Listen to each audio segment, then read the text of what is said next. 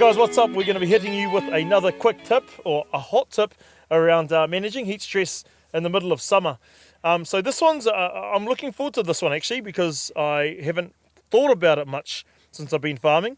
And this one here is about how to manage our energy density in our feed. So let's just start right from the bottom, mate.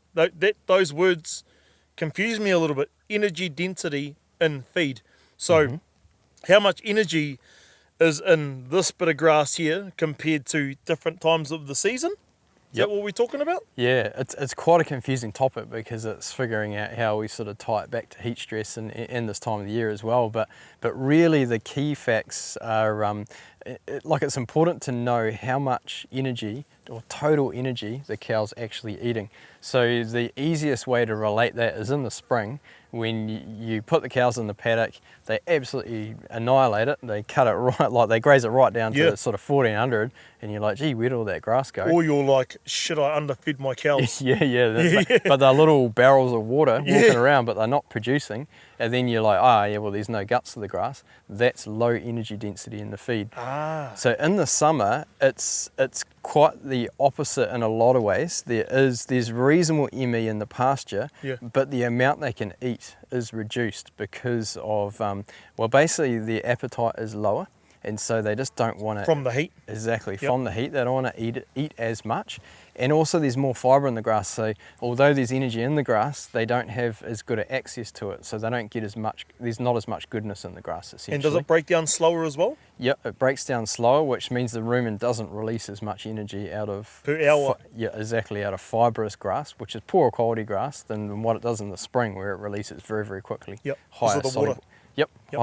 Higher water, lower dry matter, higher soluble sugar. So why that is important is, you're sitting at 1.89 or 1.9 milk solids, which is pretty good, and it's pretty hot down here at the moment. And so, but what happens is to maintain that milk production, those cows have still got to eat a reasonable amount of feed, right? So if we've got a lot of heat coming through and those cows are standing in the race like they are right now and they're not out there eating, you've actually, to maintain that milk production and make up for that grass they're not eating, you've got to increase the amount of energy, total energy they're getting from the diet. And the easiest way to do that is to bring in high quality supplements basically. So increase in-shed feeding can really help. So even, if it's a real hot day and they haven't eaten as much during the day, just putting an extra kilo or two in the shed for that day or those couple of days will make a massive difference. It means that you don't have those blips in milk production that we all hate at this time of the year. This is bloody good, mate. Like serious, because this is a hustle, guys. So we've never really talked about this like this. I've never heard anybody. I go to a lot of discussion groups, and we've had a lot of awesome consultants talk about this. And although they might understand it, we definitely haven't had the conversation. So I'm just going to ask a few more questions just about that. So just put us in the scenario, right? I'm managing, or I'm 2IC or contract milking or something. I'm managing. I'm the feed manager or herd manager, and I'm trying to allocate my cows feed. You're saying to me that we need to be mindful, so us managers out there, grass managers, need to be mindful that because our cows are having less paddock time or less grass eating time because of either heat or grazing time, heat or heat stress affecting them and stopping them from walking down the laneway to the grass, even though if they get to the grass, they're not going to eat it anyway because they don't have the appetite. Until it cools down. Until it cools down. 7 o'clock. That the hours that they would normally be consuming feed, which might be, 14 hours or 16 hours in the day once you take out milking.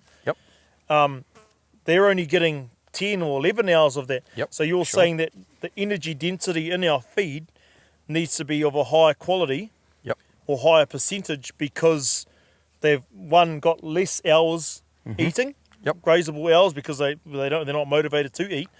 Lower appetite. And the feed that they are getting in the middle of summer is poor quality because it's high fibre and can't be broken down quick enough for the body to supplement the energy that's being taken away from milk production. That's right. See, the classic is you'll allocate feed in the morning thinking, they've got 8 hours and they'll knock it down, go back and they've only eaten half of it. And so rather than put those cows back in and make them graze it down, knowing that they actually didn't get their full allocation in the morning, that's when you want to use your in-shed feeding or a high concentrate supplement to actually make up for that deficit, if you know what I mean. Because when it is cool, you want to give them another fresh break. So if you know the heat's coming in the morning, the best thing to do is actually give them a slightly smaller break, with the idea that once they clean it up, you put them onto fresh grass, keep them going onto fresh grass all the time. And that way you're making sure that you're keeping the energy density up in the diet all the time. And that basically will just maintain your milk production. It won't crash like it normally does this time of the year. Yeah, and it's a toughie, right? Because it's hard to manage. Oh, and normally during summer, you like, especially this time of the year, we're coming in the middle of February, start of March, and we haven't been able to top because of, let's say, our drought or whatever. So there is really bad quality in the pastures. But what better way to increase the amount of energy in the feed, or in megajoules, then pump a little bit. So, what are your thoughts on reducing the area in the paddock during the day and upping the in-shed feeding a little bit for the afternoon milking? Well, it's going to be better because then you don't have a paddock that's half grazed and it's got rubbish in it that you actually don't really want to clean up or carry at this time of the year. Yeah, exactly. Unless you've got a clean-up crew that you can bring through. You don't usually have a lot of carryovers in that this time of the year, but then allocating them more at night.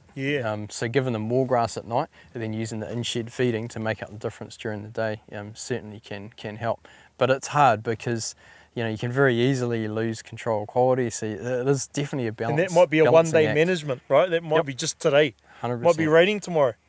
This is why farming's mean, guys, because it's a hustle, man. Hey. It can change real quick. Especially down here. Yeah, and it depends on temperature as well. You might get a couple of days of heat and then a day of actually a lot cooler weather. And then you go in at 11 o'clock or 12 o'clock and they've smashed their brake and you have to give them more. So that is wicked. Awesome. Well, thanks, mate. That's probably one of the awesomest 3 minutes that I've ever spent with you, to be honest, because it's something that I'm really passionate about, and I'm sure a lot of managers out there will enjoy that. So feel free to comment hub anytime during that video, guys. You get sent a link where you can check out more content like this in our search engine. But if you've got any questions, chuck them in there as well. Sean will jump on and occupy that space around the answers, get the conversation going. Otherwise, jump on over to Advance. You can probably get in touch with Sean.